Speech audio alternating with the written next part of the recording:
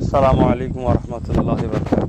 দূরে কাছে দেশে বিদেশে যে যেখানে আছেন প্রতিটা আমার ভালোবাসার মানুষকে এবং ইসলাম ধর্মের মানুষকে আমার ঈদুল আজহার মোবারকবাদ জানাই, ভালোবাসা জানাই। ঈদ খুশি, ইসলামের ইতিহাসে ঈদুল আজহার একটা বিরাট গুরুত্বপূর্ণ বিষয় রয়েছে, যেখানে আব্বাজান ইব্রাহিম আলাইহিমুসসালামের ভালোবাসা, তিনার নিজের সন্তানকে আল্লাহর ভালোবাসায় কুরবানি দিবার যে সব দেখেছিলেন, সেটাকে তিনি আল্লাহর প্রেমের জন্য উৎসর্গ করার জন্য আগিয়েছিলেন। আল্লাহ তিনার ভালোবাসাকে তিনার ছেলের কুরবানির যে ভালোবাসার যে নিদর্শন দিয়ে দেখাতে চেয়েছিলেন, সেই হিসাবে উম্মতে মুহাম্মাদির জন্য সেই দিকে খেয়াল করে পছন্দ মতো নিজের মেহনতের হালাল পয়সা থেকে আল্লাহর ভালোবাসায় হালাল পশুকে কুরবানি করা, এটা হচ্ছে এই ঈদ।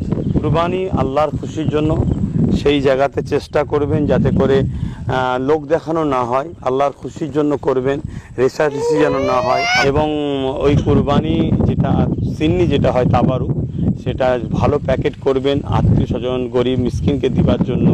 সেগুলো যেন রাস্তাঘাটে কোনো জায়গায় না পড়ে, কেন এটা অনেক পবিত্র পাক জিনিস, সেটা পড়াটা মানে অন্যায় হবে এবং নিজের বিবেকের কাছে বাধা দেবে।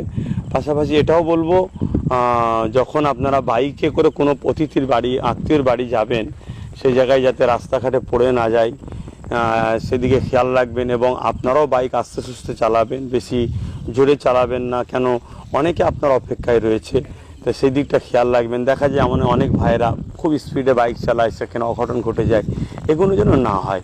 সময় অবশ্যই মূল্য আছে, কিন্তু জীবনের মূল্য অনেকটা বেশি, জীবনকে মূল্য দেওয়ার চেষ্টা করবেন। আরও বিষয় আছে যে কোনো শরিয়া সম্মত মশলা মশাইলের ব্যাপার, যেগুলো অবশ্যই আমরা যারা দিন ইসলামের অনুসারী মানুষ তারা জানি, সেগুলোকে পালন করবেন। আমি আরও একবার বলি, পরিষ্কার পরিচ্ছন্নতা ইসলামের একটা ইমানের একটা অঙ্গ, পরিষ্কার পরিচ্ছন্নতা বজায় রাখবেন। তারা সকলে ঈদুল আজহা খুশি হোক, আপনাদের জীবনকে খুশিতে আনুক এবং আপনার সকলের কুরবানিকে আল্লাহ কবুল করুক, এটাই